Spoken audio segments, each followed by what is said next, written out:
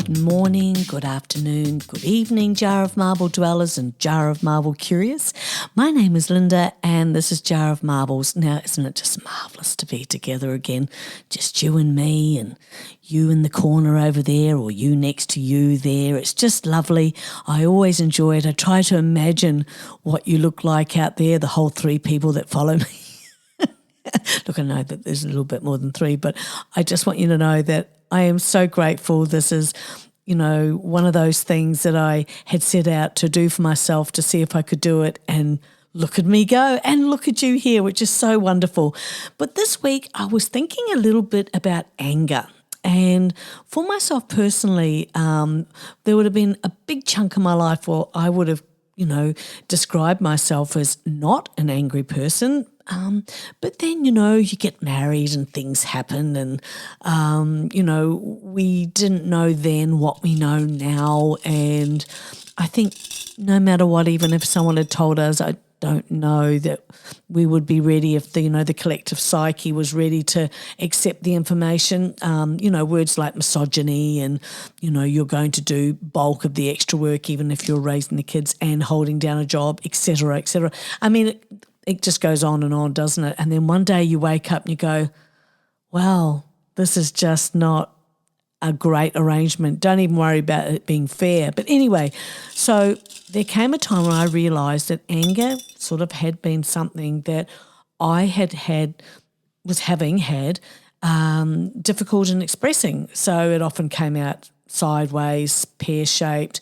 But what I know for sure is that we've got to be gentle with ourselves and loving within ourselves, especially during chaotic times. And the thing is, a lot of the times we are expressing our anger, in a way that's not positive or what's deemed nice. So could you just be angry nice, please? It's ridiculous when I try to, flesh it out. But if you haven't got anybody there who you're angry with and they keep on making the same mistakes and saying they're going to change and, oh, no, I won't do that. Oh, I see what you mean now after you've, lost all your brain juice and your heart smashing out of your throat and you're just so upset because there's no one holding space for you there in that moment. There's no one going, hey, look, I can see that you're really upset because they don't have the emotional maturity or even try to, educate themselves and go, hell, could it be me?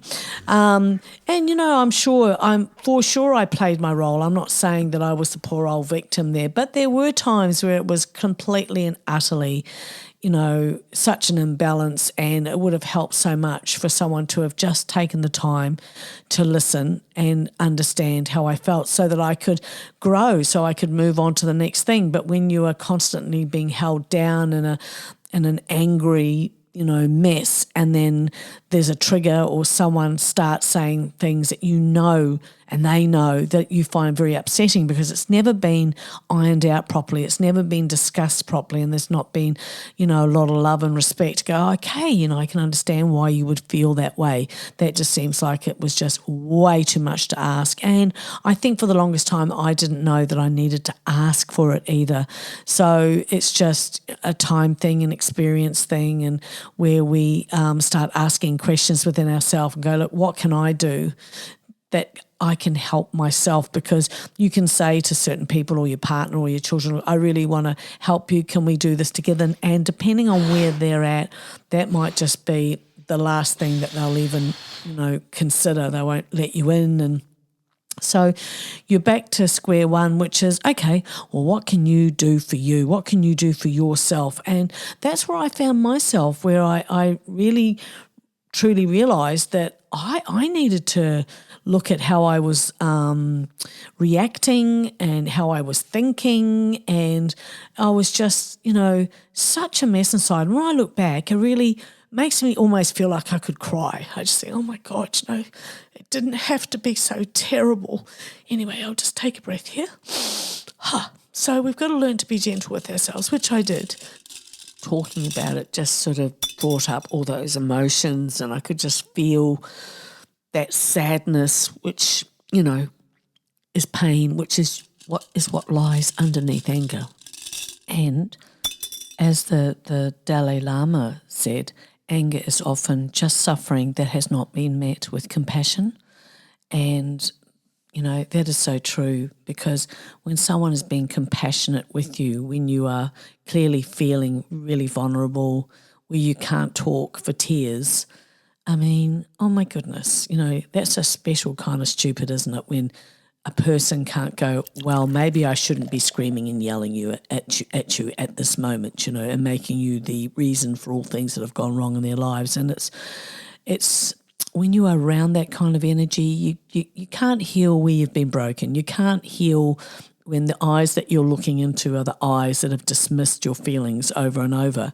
And our anger, one of our primary emotions, is an alarm bell that a boundary is being violated. Anger can feel like indignation and feelings of victimization. Anger can be misdirected. You end up being really angry at your husband or a friend or a child or whatever. And really what it is what happened at work, and you've been stuffing it down, and then the person gives you the wrong coloured straw for your milkshake, and then that's it, you explode. I mean, unfortunately, this can happen, I think, and if you have been upset with someone and it's just not their fault, I think right at that moment you just go, I'm so very sorry, that was not meant for you at all. And sometimes we're furious, fully aware that we are crazy mad, and we want to move forward. It can be a powerful force that can be used to create change. And I mean, I know myself in life where it's forced me into rethinking my job and going into my own business. It's had me, go into different singing opportunities that I've had because, of the way that it's come about, and it's just been nasty, or there's been anger involved, and that has been, the thing that has made me jump into a direction that I might not otherwise. But I think, aside having compassion for others, which is so important, you've got to have compassion for yourself. It can be so confusing where anger is concerned. Excessive anger is never healthy. Research shows that anger over time damages our hearts. So what is your anger trying to show you? Anger is sad's bodyguard. If you're feeling anger, be curious about the pain that might be underneath. Anger can be seen as the thread that leads you to the pain. Something you can do is allow yourself to pause and feel it without a reaction on the outside. As Angelina Jolie said, when somebody is not right for you, God will continuously use them to hurt you until you're strong enough to let them go. It's one way of looking at it, isn't it? Because, I mean, the thing is, generally speaking, we don't tend to jump ship when we see red flags. It's only once we've been really hit around the head with a wet fish several times, had all sorts of terrible experiences, and then when we're free of it, we're at a safe distance, we can look back and go, oh, there were a few red flags there. Yeah, there was like 24 red roses. 24 red flags. My goodness. And the thing is too, I think in the right place, anger is, as I said, one of our primary emotions. We are entitled to, not approve of something, to react, whatever. But again, it's like anything. If it's excessive and violent, then, we're completely onto, something else. But when we're just talking about, losing our shit on occasion, I suppose what one person deems that to be normal to someone else could be incredibly frightening. It just depends who's viewing it. But I did see this saying, which I thought was absolutely hilarious, and I went something like this: look, it's okay to lose your shit sometimes, because if you keep your shit, you end up with all the shit. Then you'll explode, and then there will be shit everywhere. It'll be a shit fight and a shit storm, and nobody wants that. That's terrible. I know, Bob, but that's why I like it. So I can't wait to see what happens when you don't give up. Every day that you show up for yourself, as in, not putting up with the anger, or not even putting up with your own anger, being able to look at it and go, hold on a minute, do I really need to walk around with this anger that, as soon as something happens, there's this knee-jerk reaction, and then perhaps overreacting to things that just don't require it. So every day that you show up for yourself and do what needs to be done, your future self benefits. So keep going, Queen, you're worth it. So I think when things change inside you, things change around you, and that is absolutely true. I remember when I really started looking at that deep, deep sadness that was inside me, and anger was one way that I expressed it. It was only really just with a couple of people in particular. It wasn't like I was going out and ripping everyone apart out in the world. But I think that it was time for me to look at my own self-respect, not whether she or he or they respected me. It was about how did I respect me. And that was a really wonderful journey, because I found that once I was on that road, I didn't seem to attract the same problems. I wasn't interested, I wasn't reacting, I wasn't reactive. So it's, as I say, when things change inside you, things change around you. Trust your intuition, and most importantly, you've really got to take care of yourself. And that's what I was doing. I just thought, well, no one's going to roll up and go, right, well, I'm here to take care of you. It just doesn't. Just even if you've got the best friends in the world, it's still at the end of the day, it really is up to you to get your own, self together. So you've got to remember that you are your greatest investment.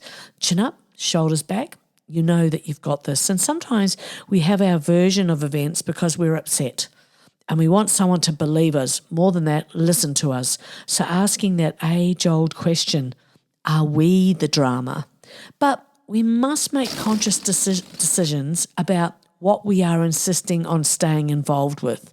Could be family, could be group, could be friends, could be, a romantic person, a job, whatever it is. Sometimes most times the answer lies within ourselves, because again, we've got to be very careful that we're not falling into the trap that, well, if someone realizes that I'm of great value, then everything will be fine. It's like, no, you've got to work out your own value. And let me tell you, it's a lot.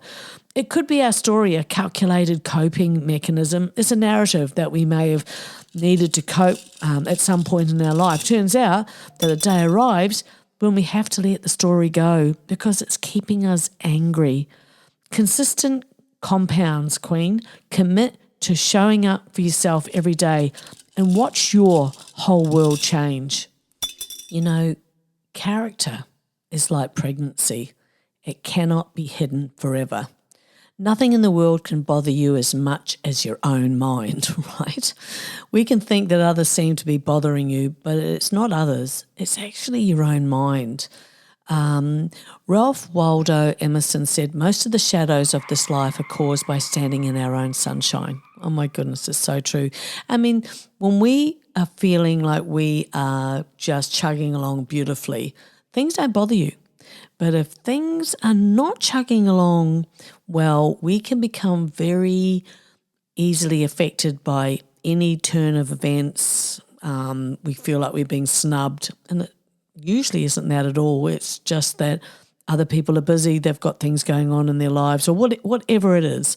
So I know for a fact from my own experience that when I am really feeling, very well, I'm feeling happy, inspired, I'm not really worrying about or thinking or reacting to anything like that, and I'm not looking to see if I can get someone to see my point of view again. It's like, no, I'm not going there at all. David Bowie said, aging is an extraordinary process where you become the person you always should have been. Now, I know some people take, this the wrong way. I've read some people's comments, and I just think what David Bowie is saying there, certainly what I take from it, is that by the time we've been through quite a few experiences in our life, and one would think you would have, especially, getting into our 60s, 50s and 60s, 70s and beyond, that you really do just get it. You just drop your boundaries in as much as you drop feeling that you owe anybody anything. You're very honourable towards yourself, and you realise so many situations are not worth your time. Some things are exactly as they appear to be. There's no grand mystery, and that a lot of people and situations are not worthy of your time. And let people think whatever it is they need to think, because no matter what, you're never going to know anyway. And you know what? You don't want to know. You really don't. If it's that much of a mystery, you don't want to know. Relationships will always require effort, without a doubt, but it is important to take note when a relationship feels like effort and no longer brings happiness.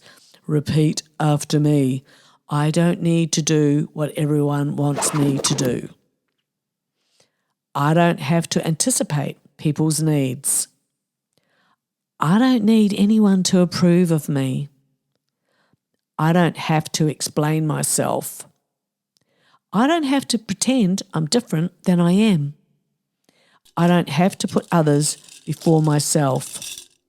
Another one, I think this is a good one for so many of us. I don't need to feel bad for staying at home. And I don't have to say yes if I want to say no. You know, moving on from that, I love how music can make us feel. Music can change how we feel, can't it? How we think, act. And similarly, the endocrine system is like our inner sympathy.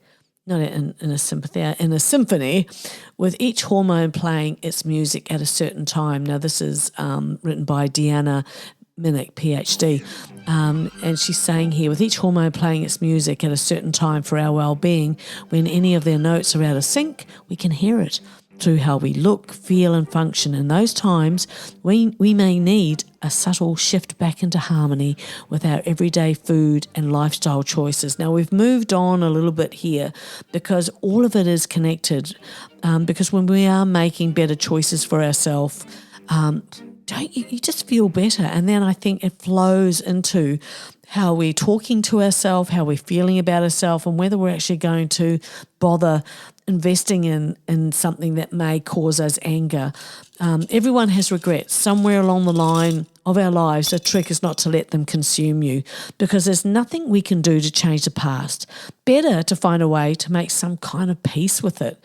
Sure, my goodness, I've made some fabulous mistakes, things I would change if I could, but if you obsess about all the things you've done wrong, you'll just drive yourself mad. Just keep putting one foot in front of the other, and remember to breathe deeply. At times in my life, I have felt that everything has just completely fallen apart, and that can be frightening and very unbalancing. This is where I earn my stripes, as I call it. Does not feel it at the time, but anywho. It is like I'm watching myself from above and wondering where my thoughts begin and my body ends, where the past becomes a future and the future appears to be the past. Life seems to be going in reverse and you're just wanting it to stop, or at least to feel like you've got a grassroots hold on your life, my life, your life.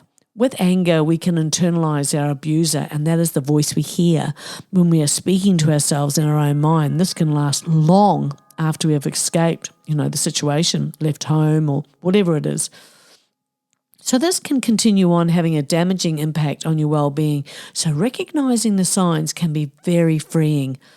The signs could be acute anxiety, you could be gaslighting yourself. It could be unexplainable anger that just doesn't seem to fit the situation. God, I know that one. I bet you do too. But you know that you want to build confidence in your life. I mean, I know there's been various stages in my life when I've just been sort of annoyed, and I've said to myself out loud, I've said, self, what is going on with you, Linda? What is bothering you? And I have to really sit down and peel away, that was my hand, peel away the layers and see what haven't I processed properly. So, I mean, if nothing else, get help, find a therapist or a counsellor, or even better, someone who, say, specialises in anger, because you are worth it. It's wonderful to be able to get, really good coping skills, because you will get past it. I mean, that is an absolute promise. You will get past it, but sometimes we have to learn skills that help us to sort out our thinking, because everything, be it good, be it bad, be it otherwise, is all in our head. So we have to decide what stays and what has to go. Anger is a common commonly experienced emotion which can range from mild annoyance to rage. Anger is triggered when a person believes they've been wronged by someone, that something unfair has happened, or their well-being and social status are either not being respected or it's under threat. It can be a bitter pill to accept that we have to sort how we react. Now, to be very, very, very clear, this is not justifying others' poor behaviour. It is simply to protect your brain, your feelings and heart from anger coursing through your body. I had to learn this, and I did, and it has made a huge difference to my life, to my thinking, and what I absolutely refuse entry to in my brain. My anger, code for deep sadness, I realised was simply not being listened to, and in some cases believed to what had happened to me. I didn't know I was on the frontier of a whole new world where a lot of people out there are liars and will stick to their story for life.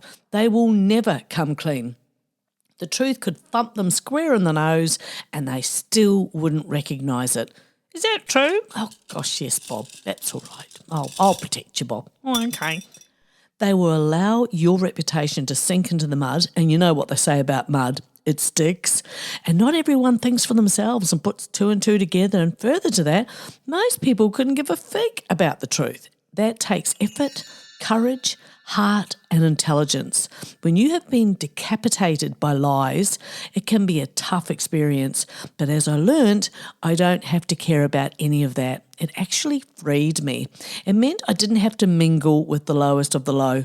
Bonus. It takes away your naivete in one swoop and you are left with what you know to be fact. That it does not matter a pinch what anyone else believes.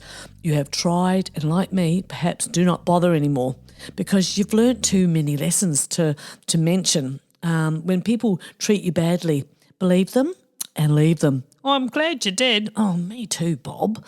And as I've said in many episodes in so many words, you must learn to count on yourself. You've got to count on yourself and self-care. If you get one thing out of today's episode, please let it be caring for yourself. Anger has to be broken down to a puff of nothing because for me, I'll be darned if I'm going to have a sad, hard life because of the actions of very ordinary individuals. That sadness and feeling of loss will be replaced with your own belief in yourself, and that makes you a winner, baby. Oh, yeah. Oh, yeah. Oh, yeah. Good. Thank you. It doesn't matter if anyone doesn't get it. Who cares? I get to be me, and that's a bloody yay. Hold on, I think there might be another one coming. Oh, there we go. Yep. And you get to be you. Who would want to be like them? Anyway, along my travels, I have spoken to many who know exactly what I'm talking about, just as on the other side of the coin, there are many who don't and will never have to know, which is good for them. That can be hard too, as their understanding of the world is vastly different. That anger I was trying to dissect was rooted in many areas of my life from one group of people who did very well financially on my back. Such bad form. Unfortunately, it didn't work both ways. You know, thieves, takers, liars, they are always all about themselves. And what did I get what I got was a valuable, very hard, but extremely valuable lesson. But here's the money shot. I'm so grateful for those experiences now because it woke me up. I had no idea how deceitful these people were. Hell, I had no idea that deceitful people existed. I was so naive. I found out how deeply they burrowed their way into my friendship bases and happily lived on my money and reputation. The fact that no one saw that or objected to that told me that my friendships were not friendships of any value to me anymore. It was a lot of loss in one afternoon. But clearly lessons I had to learn, and I did. Hence why the sadness, the anger, was like evicting a big wart that had attached itself. Was it a smelly wart? Oh yes, Bob, it was very smelly. A lot of work on self, waking up and ultimately moving on. My hope for today is that this has been helpful, and while my storyline is vague, you're all intelligent people. I'm sure you get it with your own personal stories, and it's that time again. It's the end of another episode. Oh, really? But I don't want to go. There'll be another one, Bob. Yeah, but I don't want to go. Look, I'll make you a cup of tea, Bob. But meanwhile, say good day to the family for me. Give the donkey a pat. And I'll see you next time, okay? All right. Bye. Bye. Bye.